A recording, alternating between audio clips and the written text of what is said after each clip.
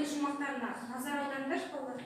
Отан дейміз от жаққан жерімізді, отан дейміз өсірген елімізді, отан дейміз туған жер ата мекен, биік тау, орман туған көлімізді. Отан дейміз кең байтақ астананы, жасыл жайлау, жаңа жол жас қаланы. Отанның шеті де жоқ, шегі де жоқ, ол бірақ өз үйінен басталады демекші. Отан жайлы қанша айтып жырласақ та артық емес ол. Солай ма? Алдарына назар аударыңдар. Отан дегенде ойымызға не келеді? Қазір сендердің әр топ сендердің алдарында мынадай топтастырулар жатыр. Қараңдар, жаза қойыңдар, қане? Жылдамдар.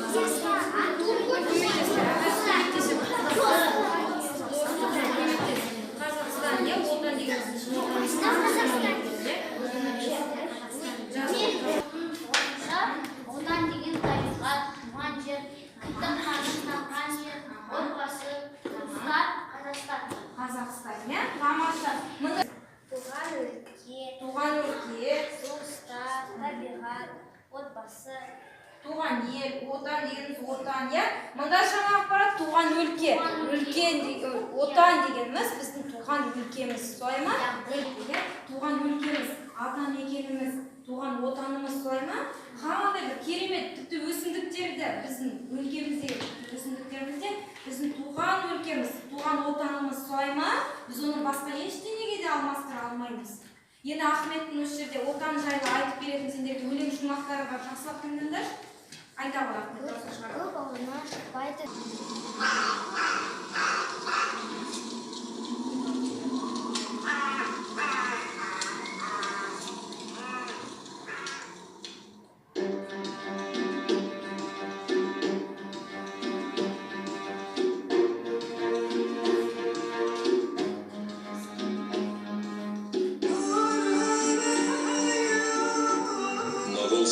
Шағатай ұлысы құлаған соң пайда болған мемлекет. Негізгі халқын дулат, қаңлы, керей, барын, барлас, арлат және отырықшы тараншылар тағы басқа түркі тайпалары құраған Моғолстан мемлекетін Шағатай тұқымынан шыққан хандар биледі. Жақсы балалар, не қазақ жері, Ғалихан айта қойшы? Біздің ата-бабаларымыз мал шаруашылықпен айналысқан. Мал шаруашылығын байқап отырмыз, иә? Жақсы. Не байқадық? Қазақ жері үшін күресіп, қазақ жері үшін күрес. Сонау ата-бабамыздан бастап, тамашаны Мұхаммед, ата-бабамыздан бастап, киелі мекеніміз өзіміздің қазақ жеріміз болсын, өзіміздің болашағымыз болсын деп, қазақ жері үшін күрескен. Солай ма? Кіндік қан тамған жер деп осыны айтуға болады. Біз анда ақ қағаздар жатыр. Енді қараңыз, тыңдаңыз. Бірінші топ, төрттілік мал жайында қазір жазасыңдар, иә? Жаңа Сұлтан айтып кетті. Кім айтты мына жерде? Төрттілік мал, иә? Мал шаруашылығымен айналысқан деп Ғалихан айтты. Ұлттық ойындар, халқымыздың салт дәстүрі, ұлттық ойындар жайында қазір жаза қойыңдар. Жақсы ма ойларың жинақтар? Үшінші топ, сіздер киіз үйді міне мына жерге мен сендерге жеңілдік соңғы топ, салт дәстүрлі. Қандай ата-бабамыздан келе жатқан қандай салт дәстүрлер бар? Сол жайында жаза қойыңдар, өз ойларың жинақтар.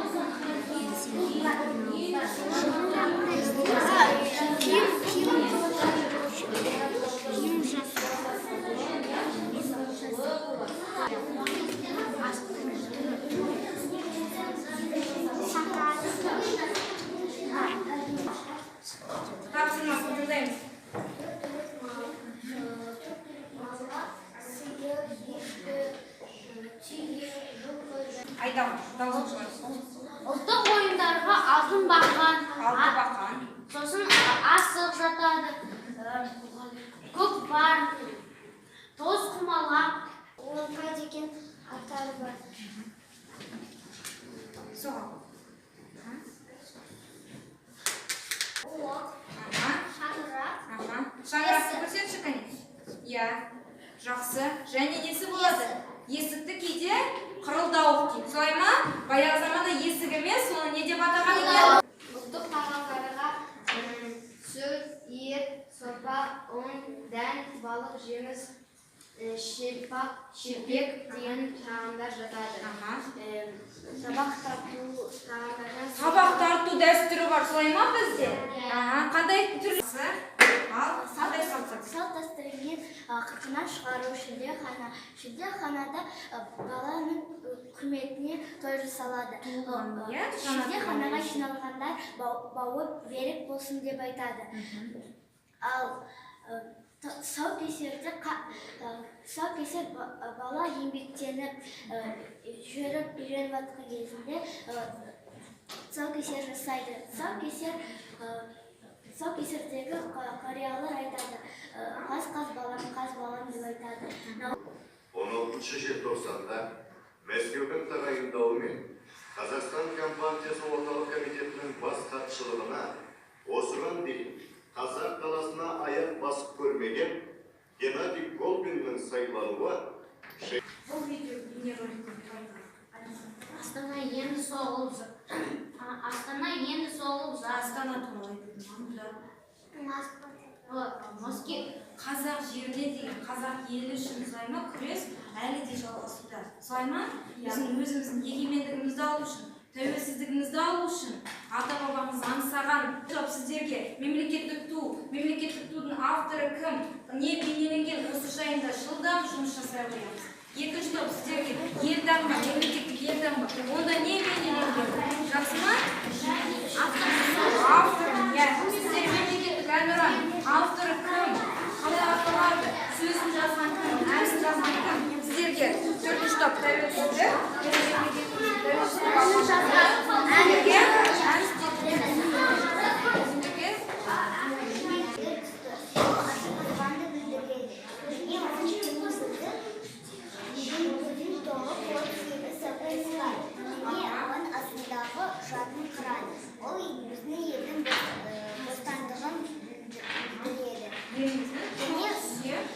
және қазақ бүкіл халықтық референдумда қабылданды.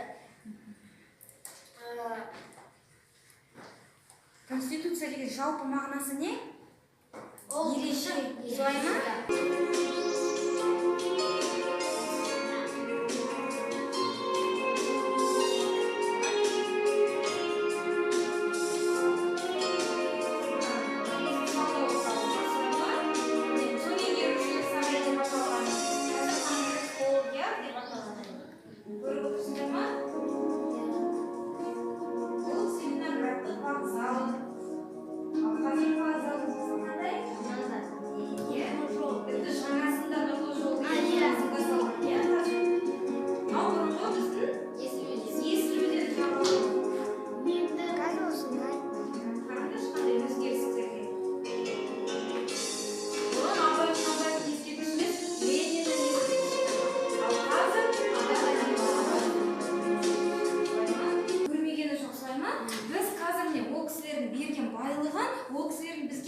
болашақ жасап берді, солай ма?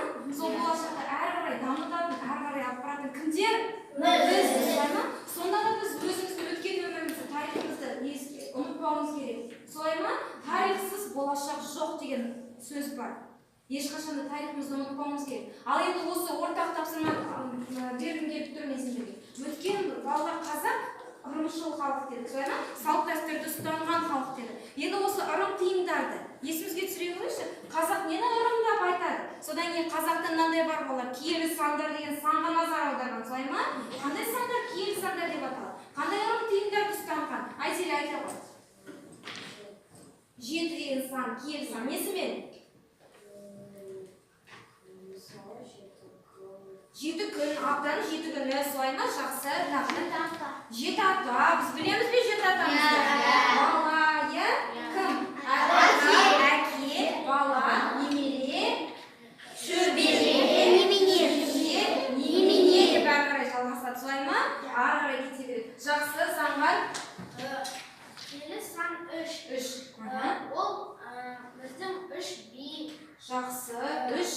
солай ма?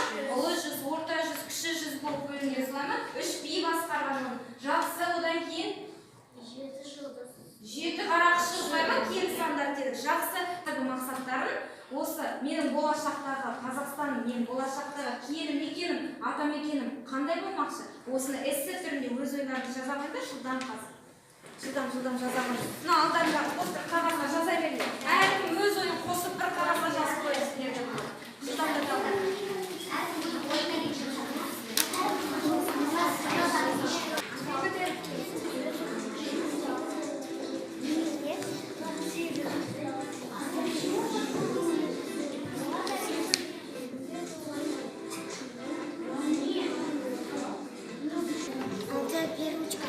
біз балалар қараңдар, қазіргі заманда рухани жаңғыру деп айтып жатыр, иә? Рухани жаңғыру дегеніміз ол балалар қандай сөзден шыққан? Рух деген сөзден шыққан, солай ма?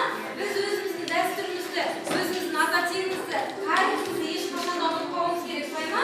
Рухани жаңғырудың белгісі қараңдар, балалар. Храм құс бүркіттің белгісі, солай ма? Неліктен бүркітті алған бізден символымыз ретінде? Бүркіт сияқты болашаққа самғау, солай ма? Бүркіт сияқты өзіміздің болашағымызды не істеу? Биікке самғау, солай ма? Биікте көріну. Бізді неге теңеген? Бізді құстарға теңеген, солай ма? Көгершінге теңеген. Бостандықты, ненің белгісі? Бейбітшілік құсы, солай ма? Бейбітшіл мемлекетте өмір сүріп жатырмыз. Қазір балалардың алдардағы көгершіндерге жылдам бүгін сабақта қандай ой түйдік? Және болашағымызды біз қалай елестетеміз? Бір ауыз сөзбен жаза қойыңдар, жылдам қанаттарына жаза қойыңдар.